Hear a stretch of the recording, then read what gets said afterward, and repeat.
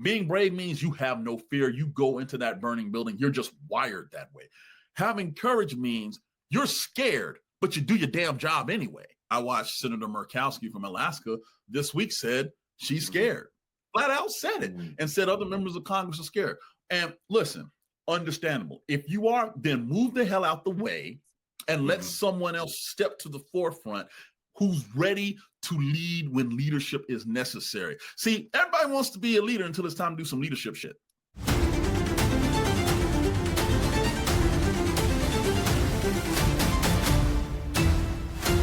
This is Black Man Spy. Welcome to this week's episode of Black Man Spy. I'm Malcolm Nance.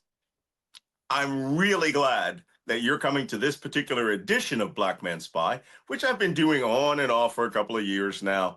But because this is the new and improved version, it's going to be heard now on Apple, Spotify, and wherever your fine podcasts are heard. And for a long while, it was a video cast. And we're doing that too, so it can be seen on YouTube. And also duplicated on Substack, where you can generally find me these days. So for those of you who have not heard Black Man Spy before, it is a podcast that is about, how can I put it, matters of intelligence, geopolitics, and of course, espionage. Now, I'm actually speaking about things that are happening in this world from the perspective of an intelligence practitioner of well over 3 decades at this point, as well as a former TV commentator on MSNBC, which is where a lot of you know me from, especially you people who keep stopping me in the airport. And of course, as a New York Times bestselling author who has written 10 books and put 4 or 5 of them on the top 10 of the New York Times. So I know a little bit of something. But more importantly, the things that I do know, I like to impart and share with the audience. And when I was at MSNBC, people would say, you're sort of the spy splainer in chief over there, giving us a deeper perspective on things, but from a perspective that you generally are never going to get. And that is from not just a person who is an intelligence practitioner, but from an African-American man who is in the intelligence community and the armed forces for a very, very long time. That being said, I'd like to introduce the topic of this week's episode. The United States is sort of going through a cataclysm with the new presidency.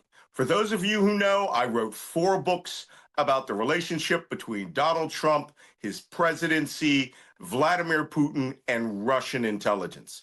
The first was written before the 2016 election. I managed to bang out in 5 weeks, called The Plot to Hack America, which was subtitled How Putin and His Spies, or Putin and WikiLeaks, Tried to Steal the 2016 Election. There are a lot of people that think that I should change that subtitle. Then my next book came out, The Plot to Destroy Democracy, How Putin and His Spies were damaging America and dismantling the West. Then The Plot to Betray America, and my final book, which is They Want to Kill Americans, the malicious, terrorist, and deranged ideology of the Trump insurgency. And that actually was written before January 6th incident, the riots that took over the United States Capitol and intended to overthrow an election. But as for those of you who know me, my entire being is based on my family's military history. The first Nances joined the armed forces of the United States in April of 1864, when 2 young slaves ran away from slavery, joined a group called the 1st Alabama Volunteers, which was a slave-formed unit that allied themselves with the Union Army, and it was transformed into the 111th U.S. Colored Troops. At that time, my great-great-grand-uncle transferred from the U.S. Army to the U.S. Navy, and at the end of the Civil War, transferred back into the Army and became a Buffalo soldier in the 9th Cavalry, where he died in service and is still buried at Fort Leavenworth. From the Spanish-American War to World War I to World War II, Korea, Vietnam, the war on terrorism, and just recently, my niece retired from the U.S. Navy. The Nances have an unbroken century and a half service to the United States. And there is one thing we cherish above all else, and that is our honor. Not just our honor, because our honor is very important, and it's important to me, but it's also our honor within the context that we are people that came from an oppressed side, from former slaves who understood that the American experiment was a promise to us and our future generations that things would always progress no matter how hard it was for whoever it was that was in the armed forces at that time. My father went through Jim Crow. He was born in the Jim Crow era. He was in World War II as a 15-year-old who lied and was on troop ships and amphibious transports in the Pacific theater of the war. And, you know, even though he was assaulted and insulted, he loved serving the people of the United States. And more importantly, he instilled in me the love of the Constitution, that promise, that document, which binds us all into the belief that America is the best experiment ever done in the history of mankind, so long as we obey and maintain the Constitution as it was written and as it has been interpreted through its amendments. The problem is we are now in a crisis of honor. We are in a world where courage of the people who were elected to government is gone. And we are seeing no commitment to defending everything that the American experiment has been since the day that it was thought up. We have people today using government to take us back 70 years to a more racist, openly sexist, and violent America in which the laws mean nothing and that we are being ruled by people who no longer believe in the values of the first American Revolution. I have said it before and I will say it again. America is on the cusp of a second revolution, but not in the way that the right-wing extremists think. I believe that America is about to rise up to have a second American Revolution to save the values of the first American Revolution. And that is a massive people power movement. But first, we need to discuss what is our honor? What is our commitment to this nation? Do we have the courage to stand up and do what's necessary? Those are the Navy values, the Army values of duty to your people, duty to the nation, honor, and country. Are those values more important than the political party that you voted for? And many people who served in the armed forces and raised their hands and swore an oath to protect and defend the Constitution are now swearing oaths and paying allegiance to one man who is acting like a king. We are coming to a crisis where it may be that the armed forces and other branches of government may have to make a decision about who they are going to maintain their oath to. Will it be to the Constitution, or will it be to the man I call Mad King Donald? The last. The last time we had this crisis, the person was King George III. And he thought that America was a place which he ruled through fiat, through whim, and through a compliant parliament. And the American people cast that off and created that more perfect union, even though it was full of flaws, even though women, blacks as slaves, and mixed race people and natives were not included. But every one of them understood the promise of that Enlightenment era document was that it could get better and it would not go backwards. I'm afraid we're going backwards. And I'm more afraid the Constitution is a document that is being used as a fig leaf for a fascist authoritarian government. With that, I'd like to introduce my next guest, a distinguished Navy officer and leader, Commander Bobby Jones, from Veterans for Responsible Leadership. So I'd like you to meet our first guest of the new iteration of the Black Man Spy podcast, as well as vidcast. We've had bunches of guests. But to tell you the truth, we haven't had a real sit-down interview in a while because everything was not so much Black Man Spy podcast, but our emergency podcast because of all the craziness that was going on in politics. So our first guest is Commander Bobby Jones, the president and CEO of Veterans for Responsible Leadership, former Navy commander, a wealth of knowledge, more importantly, a Naval Academy graduate, and someone that I would desperately wanted to have this conversation with. And the conversation point today, Commander, if I could just, call you that, keep calling you that, even though, I'm an old salty old chief. I got my coffee cup in my hand. Listen here, Commander. Hey, today we need to have a talk about the core values of the armed forces of the United States and how in these trying times do we get our young sailors, Guardians, Marines, and people who are in the intelligence community and the armed forces, even civil servants working for the armed forces. There is right now a crisis in the belief in what we are serving for and whom we work for and who we serve. And I think it's very, very important. It's really important to me, as senior enlisted, as a deck plate leader, to know that, to say that my officers above us are not going to order us to do anything crazy. And who we actually serve is the people of the United States and the Constitution.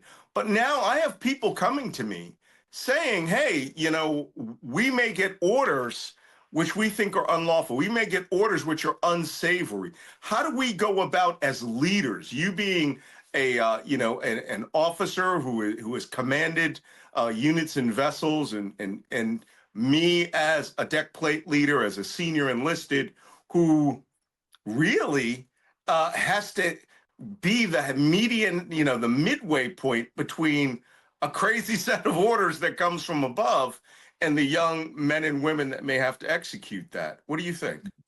Wow. So first, thanks for having me on, Malcolm. I've been a fan for years. First thing that I would tell people is I break this question into two major sections. Number one, the oath that all of us take, right? That's the individual shaping of how we go about doing our business. And then number two, for me you and I being sailors, the United States Navy's motto of honor, courage, commitment. So let's take these two separate but unifying things apart for a second. Let's start with the oath. You enlisted into the United States Navy and you took an oath. And everybody's very familiar with to defend the Constitution against all enemies, foreign and domestic. But for the enlisted, there's a clause that says to obey the orders of the president and the officers appointed above me, right? Given it many times for reenlistment. The officers take a similar but not duplicate oath where you support and defend the Constitution of the United States and that you take the obligation freely without purpose of evasion, etc. You will see that there is no clause that talks to basically obeying the orders of the president. And that is on purpose. Right. The officer corps is designed to be the last sanity check and fail-safe against a tyrannical commander-in-chief. And I say that not lightly, right?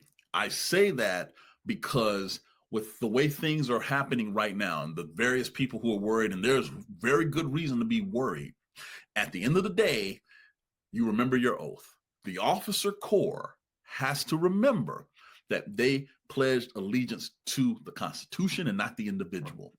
The commander-in-chief will change. Heck, I want to say there's 6 or 7 that I served under while I was in active duty forces, and the policies changed. But until this current administration, we all understood that there was a floor that neither Republican or Democrats would cross when it comes to their actions, their overt actions. And it's so powerful, that floor, that it is what makes America a superpower. Everybody talks about our military is the reason we're a superpower. No, our military being welcomed in over 180 countries and able to reach anywhere on the planet, it is what makes us a superpower.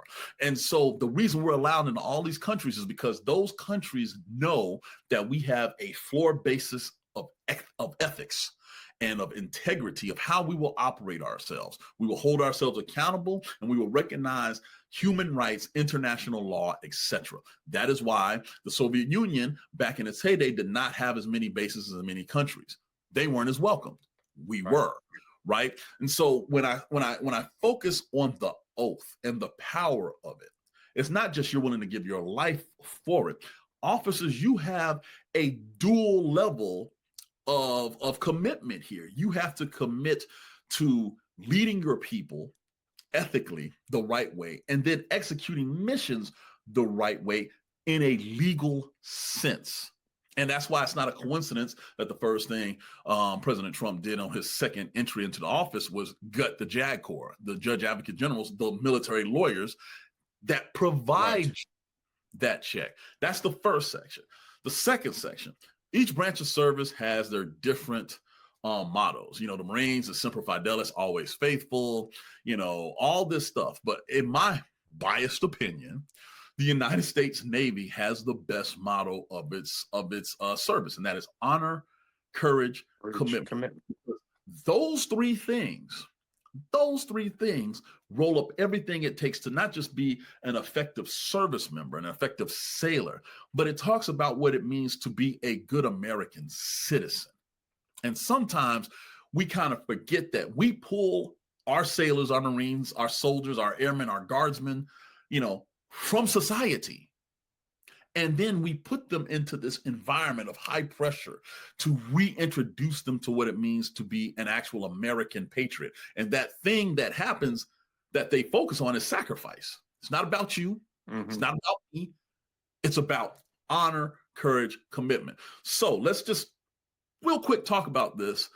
When we talk about honor and integrity are completely linked. You can't have one without the other.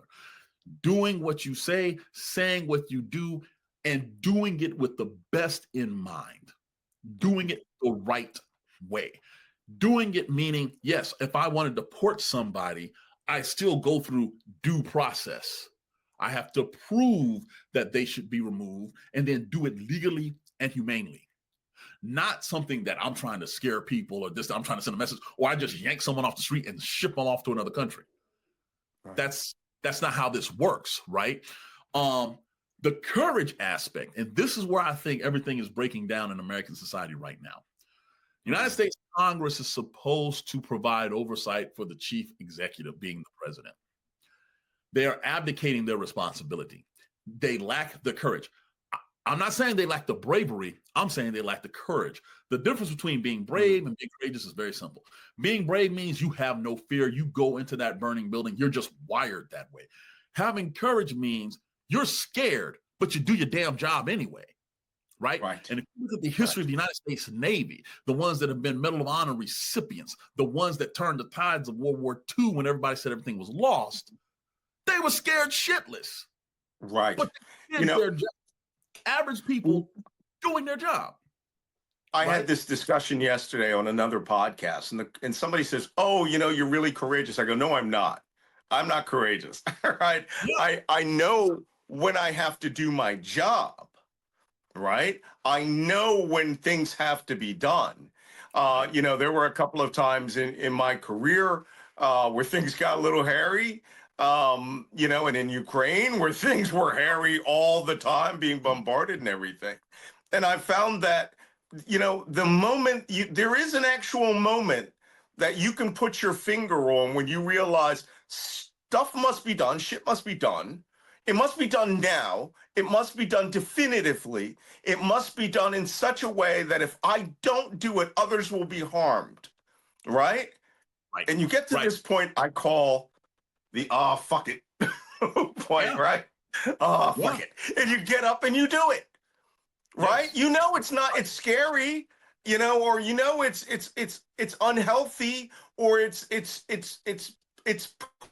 purpose cannot be seen at that moment except to you and those who you may impact over time. Courage is observed also. I've personally watched when I was at the Pentagon on 9/11. One of my personal heroes is at that time was an Army lieutenant colonel. I thought was a doctor, was actually in fact a combat nurse, and I saw her just create the first triage right at the D ring, right at the crash site. And I was like, God damn, somebody here is more than brave. Because, and you know how I knew? When I looked down and saw that she had been running around a shrapnel-filled field with bare stockings. She had kicked her heels off to go find victims. And I was like, I've heard about this. They talk about people being courageous, and I'm literally watching it go back and forth. By the way, I nominated her for the Silver Star, but they said it wasn't a combat action. I think she got like some National Defense Meritorious Medal and the Army the Soldier's Medal, but it was just ridiculous. But I understand what you're saying, and that comes back to the politics of the day. People are not courageous. Right. And it's kind of funny you say that. I watched Senator Murkowski from Alaska this week said she's scared. Flat out said it and said other members of Congress are scared. And listen, understandable. If you are, then move the hell out the way and let someone else step to the forefront who's ready to lead when leadership is necessary. See, everybody wants to be a leader until it's time to do some leadership shit. It's one thing the military is showing me. Right? I'm a leader. Okay, well, go lead. The crisis is on. Oh, I don't want no parts of that, right?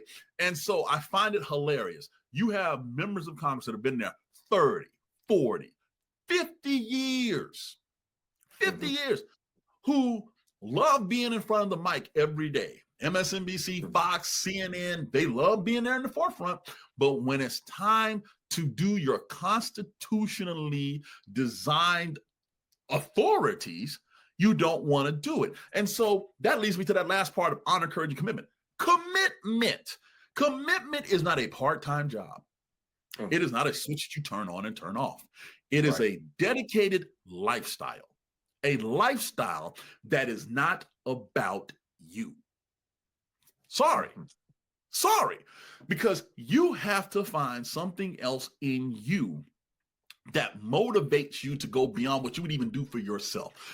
I elect my leaders. I vote for my leaders, whether it's at the local county commissioner level, all the way up to the White House. And I ask myself this fundamental question: are they willing to put it all on the line for me and my family?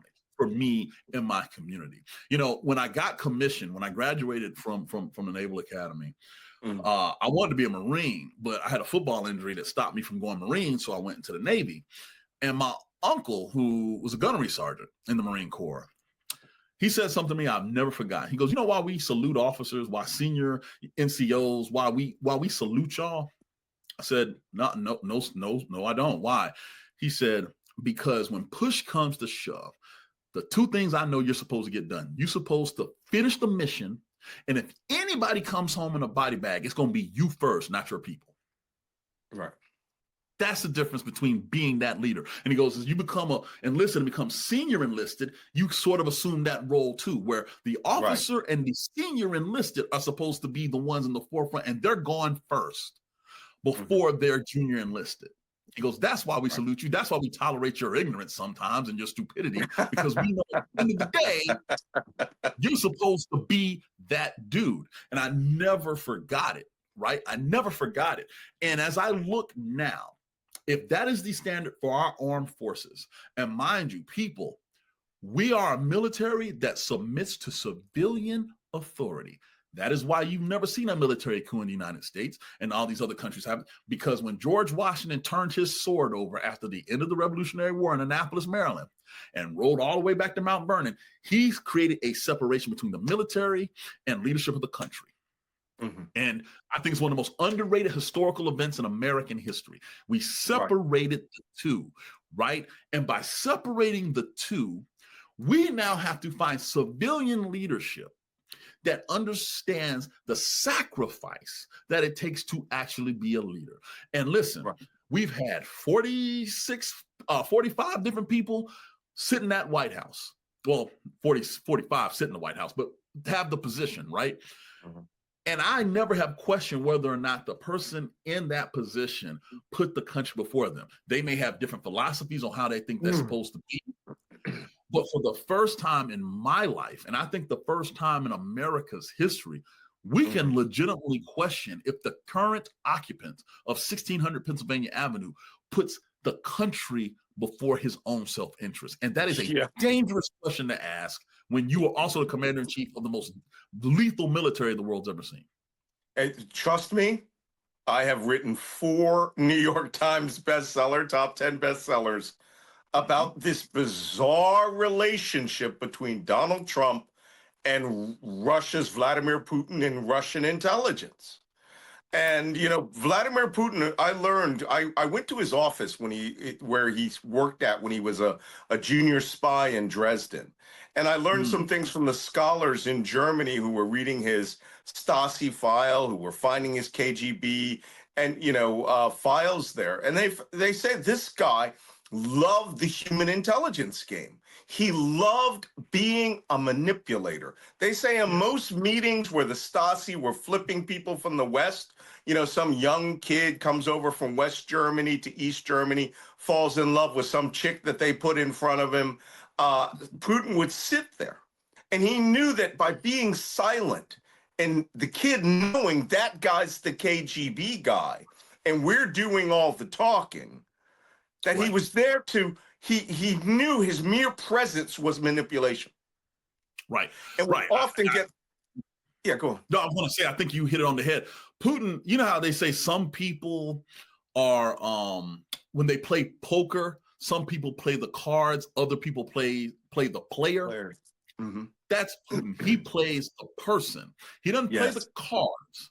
Right. And because he can play the person, what he basically did was make sure that the person that he put in this position in the United States, helped to put in the position, was the most playable person he could find. Oh, yeah. Right. I know. But the cards that we've been talking about have been policies that have gone through the Cold War, post-Cold War, blah, blah. But for the first time, Putin has someone where he can play the direct player. And that has changed everything. People often ask me, and I've written about this in at least 2 books, I speak almost daily now with people that know Donald Trump personally. Michael Cohen, Lev Parnas, Mary Trump, all these people that really know him, right, and see him. And they almost to a person say, Trump is easily manipulable, but he has this relationship with Putin, which is a relationship he never had with his father, and other people, and that he sees real power. He sees a power player that is like a mafia figure, at the statecraft level. Right. And he admires it deeply. He admires the way Kim Jong-un, all the people clap in unison, right? And how soldiers and generals will come up to him and get at his feet and cry in unison, 1,000 soldiers. And Trump loves this. His ego must have this. And, the typical acronym we use for recruitment is MICE, right? MICE. Mm-hmm. Money, ideology, coercion or co-option, right? Mm-hmm. Ego and excitement. And with Donald Trump, it's always been about money first. He sees billions upon billions upon billions of oligarch money. He is a spy's wet dream. and to a human manipulator like Putin, who Right. loved being a KGB officer. When he was 13, he went to a KGB open house and said, how can I become a KGB officer? And they were like, go to law school and come back. And he did. He did. And then he became a junior officer and went overseas, went to Germany.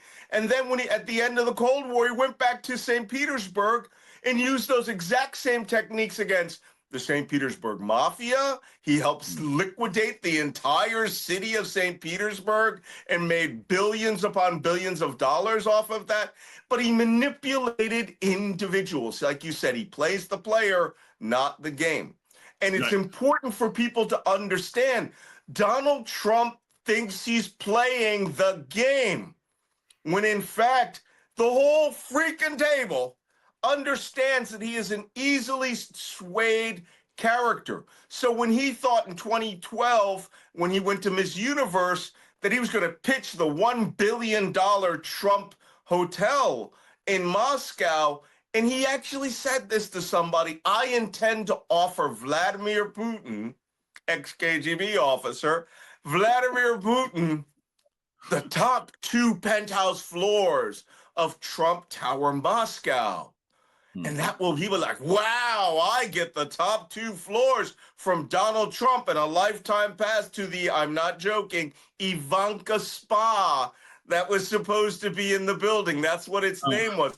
And you're like, this man liquidated a Soviet city. He's worth possibly 200 or 300 billion dollars. You cannot manipulate him. He is trained in the art of manipulation. He got rid of every Russian oligarch and stole their assets and turned all the rest of them into sycophants. And he has 4,000 atomic bombs, offering him a penthouse.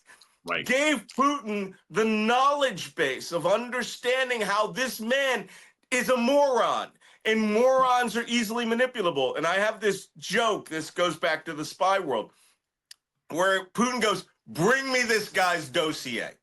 And they don't bring in a dossier, they bring in 3 wheelbarrows of intelligence collection that started in 1977 when he married Ivana Trump. And sued and went after Ivana Trump, who was a Czech citizen. That was part of Czechoslovakia People's Republic, right? Back in the old days. And her father was the spy for Czech intelligence. And how do we know this? Czech television today in Prague has all the actual physical records from Czech intelligence. For 10 years, they reported on this guy. Then in 87, he went to Moscow and they reported on him then. And they have been manipulating him with the promise and allure of money and hot Eastern Europe or Eastern European chicks. He married a Slovenian, which was part of the Yugoslav Federation, which was a communist country. And he just has this fascination with the East and that they must be suckers who they can get money out of. They, on the other hand, have 3 decades of wheelbarrows of collection against him and go, this guy, let's offer him money. And he'll come along, he'll do anything we want. And we have this phrase, meta-narrative framing or reflexive control, where the Russians did not adopt Donald Trump's worldview. They built Donald Trump's worldview of Russia around him to where now Russia's worldview is Donald Trump's worldview. And what is good for Russia is good for the potential money pool of Donald Trump. And so you have money, ideology, because now he is aligned with their ideology. I don't think they have ever coerced him. I don't think there's a PP tape, even though I've met, I've talked to people about this. I think he wasn't coerced. I think he's co-opted. Yeah. They just brought him on board. Donald, you are one of us. We love you. No bullshit. Kiss me. And then the last one is both ego and excitement. That he, in 1987, he took out a full-page ad in the New York Times wanting to be the peace treaty negotiator for the START II ballistic missile treaties. And he said, make me the negotiator. And he talked to people about winning the Nobel Prize on this. The Russians know all of this, Mhm. and they manipulate them. So today, here we are, where you and I, people who have sworn an oath to protect and defend the Constitution of the United States, above all, I mean, you know, I do this thing I call the Son of Philadelphia rant. I am a son of Philadelphia. All right, I take this I'm an originalist. I take this very, very seriously. I am steeped in Philadelphia tea. And anything that crosses the, it looks like you're going to betray the Constitution line, you get the full chief out of me. So, you know, but this cuts over to, and what I'd like to do is, you know, play this cut of General Milley's statement a year ago, where he said, we don't take an oath to a king. We don't take an oath to a queen. We don't take an oath to a dictator or even a wannabe dictator. We in uniform are unique. We are unique among the world's armies. We are unique among the world's militaries. We don't take an oath to a country. We don't take an oath to a tribe. We don't take an oath to a religion. We don't take an oath to a king or a queen or to a tyrant or a dictator. And we don't take an oath to a wannabe dictator. We don't take an oath to an individual. We take an oath to the Constitution, and we take an oath to the idea that is America, and we're willing to die to protect it. I live in upstate New York right now. I'm sorry, Philadelphia. But very near me is Newburgh, New York. And this is where, at the end of the American Revolution, because people weren't getting paid, the Army mustered all of its senior officers in Newburgh. They were encamped in Newburgh. And at that time, the officers' corps was talking, maybe this Congress Constitution thing is that we're developing isn't so great. Why don't we just appoint General Washington king, and he can use this army and take over? And Washington's speech at Newburgh, which is a fascinating building because it's in this old brick building down there, where he said, we didn't just fight this war just so that you could just appoint another king. And I beseech you, I entreat you all to maintain your loyalty to your oaths and the meaning of the sacrifice of this war we just went through. And people say, I know at West Point and other academies, they say Washington's speech at Newburgh may be the finest speech of appealing to the loyalty of the armed forces of the United States. At a time of critical crisis, they weren't getting paid. They were going to disroll. They were going to take their rifles, go home, and start rebellion again, right? Right. I have said this on air, and I'll say it again. And we'll have a little discussion about that before we end. I think General Milley's speech on who we take an oath to is second only to George Washington's speech at Newburgh. I have watched a lot of speeches in my time. MacArthur's speech, after leaving the Philippines. Patton's speeches as he was coming back into Europe. Dwight Eisenhower's speech after the landings in Normandy. All stirring speeches. One of the ones I love the most, which you might appreciate, was done by General Schwarzkopf as a Army-Navy commercial, called Character and Competence, and I love that commercial. It's an Army commercial, and it's General Schwarzkopf's speech about where are the MacArthurs of today? Where are the Pattons of today? Where are, the Eisenhowers of today? And he says, they exist. They're here. They're here in you. But it requires two things to be a leader of men and women today in the United States Armed Forces. And that is character and competence. And to have character, you must have the belief and love of duty, honor, country. And you must believe in you don't see it, but around the ceiling of my room in gold letters is honor, courage, and commitment in 10-inch letters. All right. I bleed the Navy motto. I also believe in unity, navigation, and leadership, right? Which is the Navy Chief's philosophy. Mm-hmm. So it's important that we believe that these people who believe in duty, honor, country understand that your character defines you Yes. as a leader. Yes. I mean, the first moment I met you, I was like, man, this is a freaking real leader. You know, you're Navy through and through. You're almost as much Navy as me. But, you know, by the way, I have a dog here named Jane. And my wife, when we got her, said, oh, Malcolm, this dog's name is Jane. I said, no, it's not. And she says, it's not. What is it? I go, it's Jane Paul Jones. Because I always said if I have a child, a girl, I will name her Jane Paul Jones and make sure that she goes to the Naval Academy so that at some point there is an Admiral Jane Paul Jones. I did not have a girl. I do have a beagle. But more importantly, I have read an enormous amount about the qualities of leadership. And as a chief, I took it very, very, very seriously. I have joked that I'm America's chief. I have blade-handed people on television. You know, I maintain the dignity and the values of the chief's mess, even though I am long out of the Navy.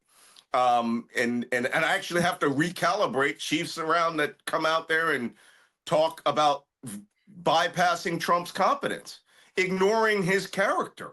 And it's like, and you expect people to follow him? Right. Where does this put us, Commander, where if an unlawful order, a patently unlawful order comes to me as a chief, you can be sure this is the first words out of my mouth. I say this every time I'm on air. I will be goddamned if I cross the Constitution of the United States and you think you're going to make me do something that breaks the law, breaks my moral fiber, and brings my sailors' honor into disrepute and my family's honor, 152 years, honor into disrepute. I will not do it. Right. And that's what do you do? What do you say? You're an officer. I mean, I totally agree. And you're in the wardroom. Yeah. And let me give your viewers some context.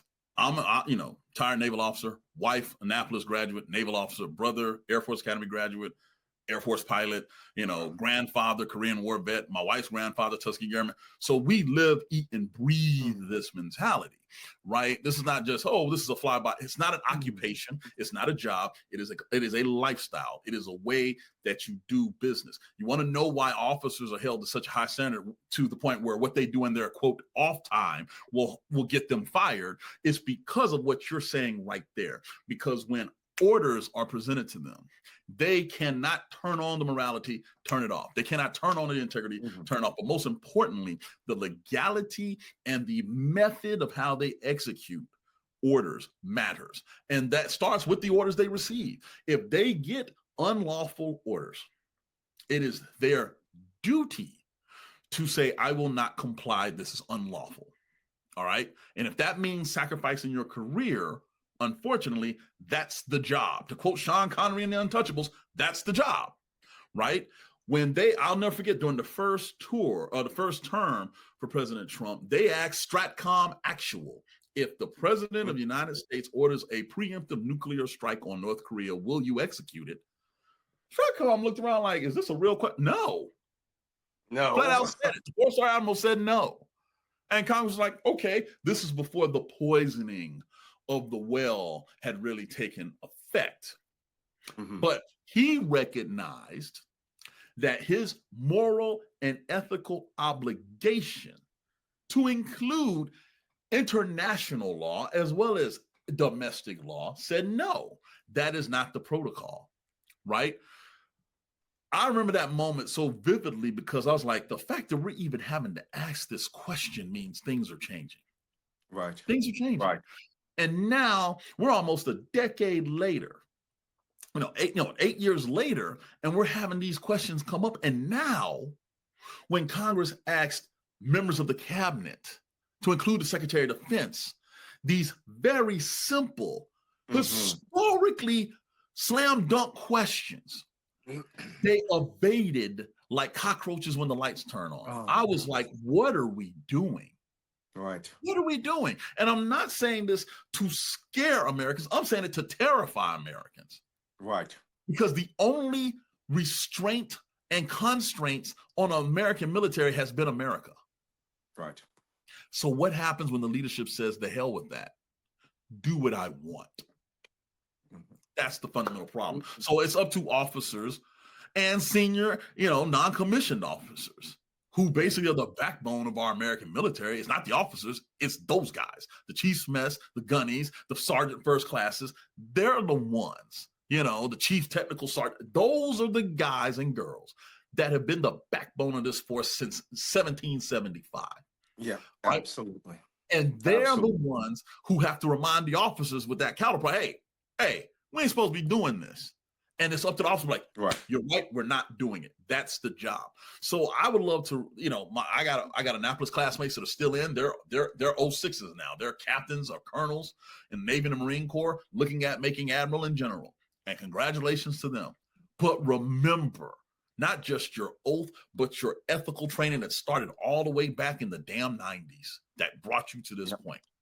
You have an obligation to your people, to your unit, to the country, and most importantly, to yourself to do the right thing with the authority you've been given. You have, how the Navy leadership triangle, you have authority, accountability, and responsibility, right? Everybody loves talking about the authority, but the accountability and the responsibility is what stirs the drink for our military. Right. And Absolutely. It behooves officers to remember that moving forward. No, I have this to close. I have this horrible feeling that at some point in the next 4 years, we are going to see for the first time, well, maybe the second time, because there was one in World War II, a lawful mutiny where soldiers, sailors will be given an impossible task, right? I hark back to the My Lai massacre in Vietnam, where these guys were told, hey, just kill these 300-400 civilians. And they were just like, load them up, just start shooting, right? Conscripts mainly, people who weren't given the moral code that we are now given.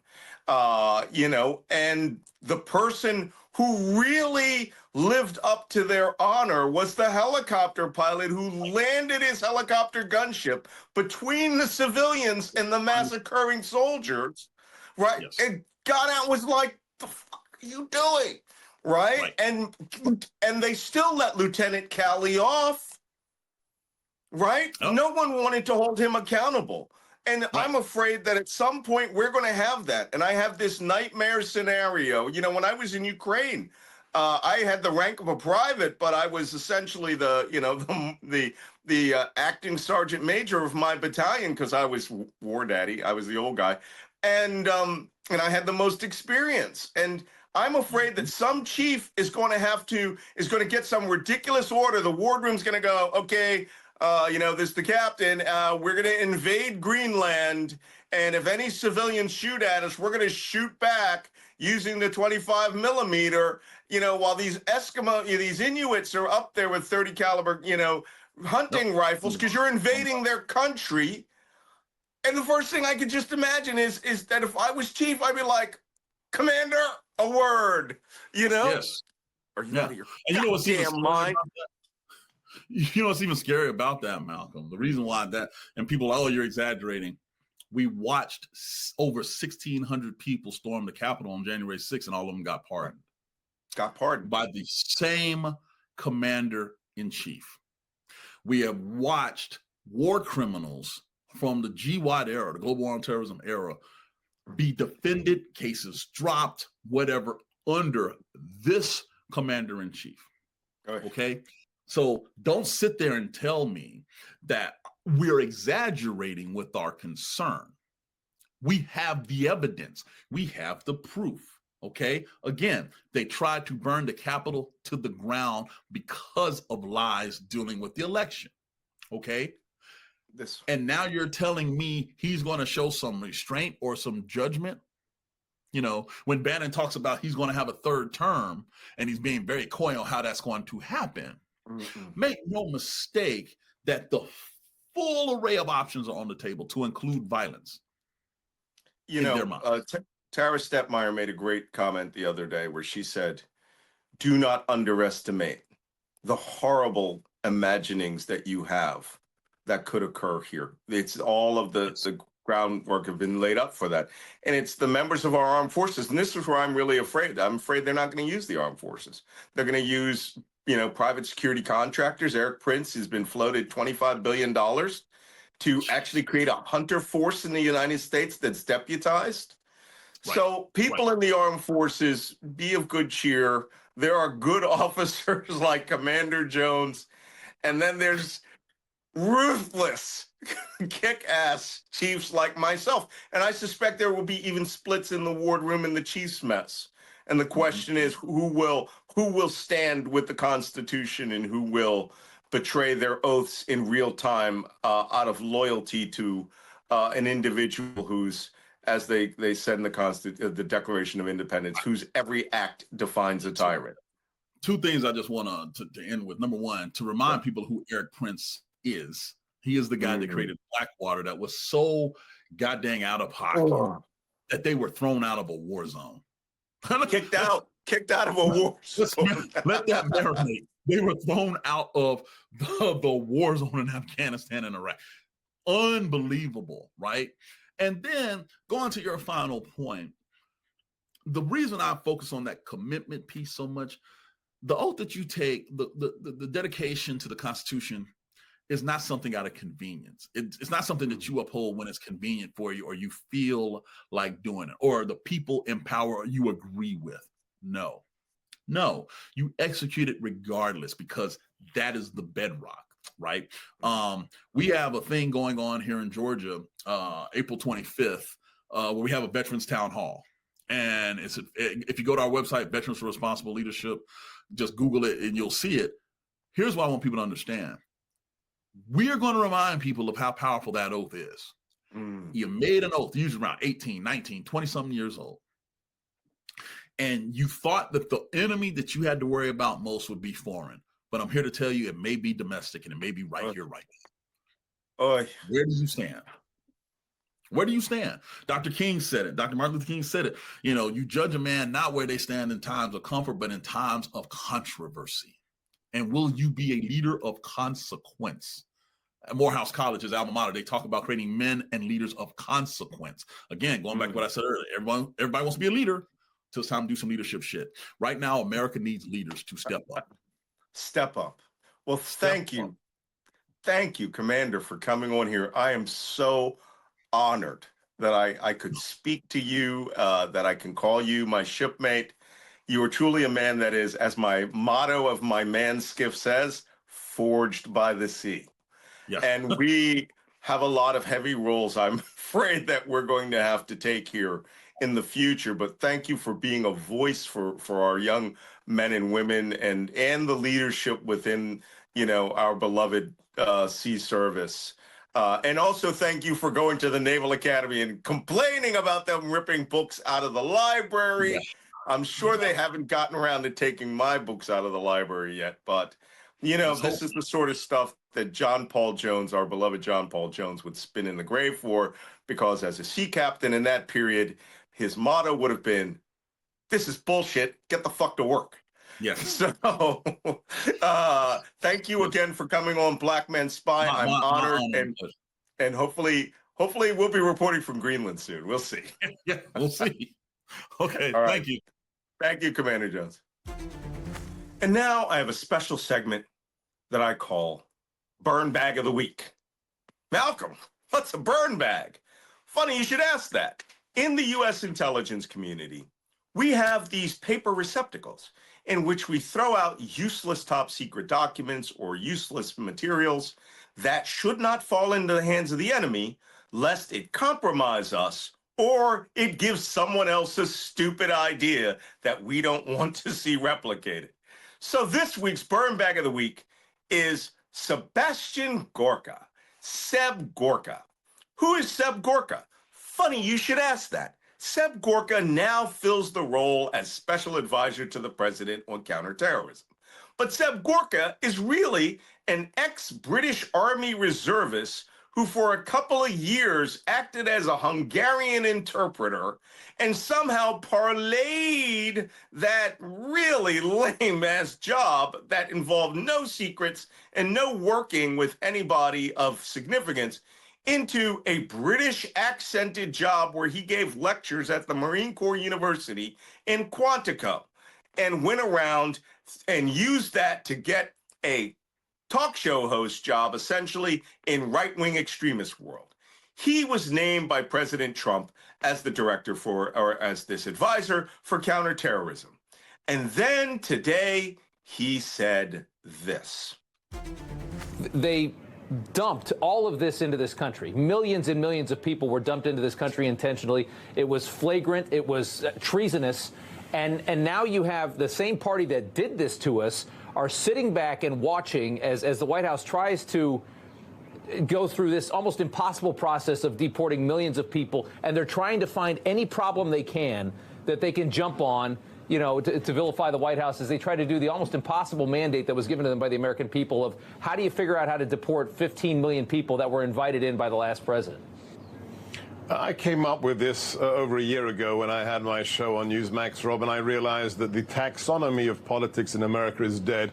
It's not left and right. It's not even Republican or Democrat. There's one line that divides us. Do you love America or do you hate America? It's really quite that simple. And we have people who love America, like the president, like his cabinet, like the directors of his agencies, who want to protect Americans. And then there is the other side that is on the side of the cartel members, on the side of the illegal aliens, on the side of the terrorists. And you have to ask yourself, are they technically aiding and abetting them? Because aiding and abetting criminals and terrorists is a crime in federal statute, Rob. Now, if you heard what I heard, what you heard was, and let me use technical intelligence parlance, that is not just exclusive to Black Man Spy, but to all of the U.S. intelligence community. The words that Seb Gorka spewed out there today about people who are not loyal to President Trump gives us analytically, we would use the term a fucking idiot. No one who, how this British naturalized Hungarian-born citizen who is a suspected neo-Nazi can come here and work in the job where he is supposedly serving the people of the United States and say something so ludicrous as this is beyond me. And so, like every other piece of waste that we have inside the intelligence community, Seb Gorka goes straight into the burn bag. And it's a swoosh and a hit. We fold it over, we staple it up, and we throw it away into the furnace, which burns useless refuse like the things that Seb Gorka said about America today. And with that, I am going to go and have another double espresso so that I can wash that stupidity out of my mouth. Thank you for listening. Thank you for coming to an enduring, exciting, and challenging and emotional episode of Black Man Spy. Usually at the end of every episode, I like to go out with a quote by someone who I love and admire as a writer, as a philosopher, as an intelligence officer, and as a man of the world who has taught many of us some of the core philosophy of what it's like to be a human being. And that's author and former spy Rudyard Kipling. But today, I have to choose another quote. So there will be no, to my fellow members of the Kipling Society, of which I'm a member, please forgive me. But today I would like to end on a quote that comes from the Declaration of Independence. And you might recall in 2017, after Donald Trump was elected on the 4th of July, National Public Radio read the Declaration of Independence as they do every July 4th. And it was for some strange reason that year, the right-wing extremist followers of Donald Trump heard it and assumed it was liberal claptrap insulting President Trump. A Declaration of Independence. And so as we enter our 249th year of this nation, I would like to give a quote that I think typifies what is going on in this crisis of honor that we are having today with Donald Trump and the people who are in the intelligence community. I do not want to even say that Tulsi Gabbard is a member of the intelligence community. She is a person who has been appointed to the job. But I would like to go out with a quote from the Declaration of Independence. And that is this quote, which should explain where we are today and how you should view the crisis which is at hand. The Declaration wrote, "A prince whose character thus marked by every act which may define a tyrant is unfit to be the ruler of a free people." I want you to think about that. Thank you for coming to this episode of Black Man Spy. I want to thank you for giving me your time, listening to Commander Jones, giving this podcast some thought. Because as much fun as I like to put into it, as much excitement as I like to stir, we are in a crisis. And so I want you to continue listening. You can find this on YouTube.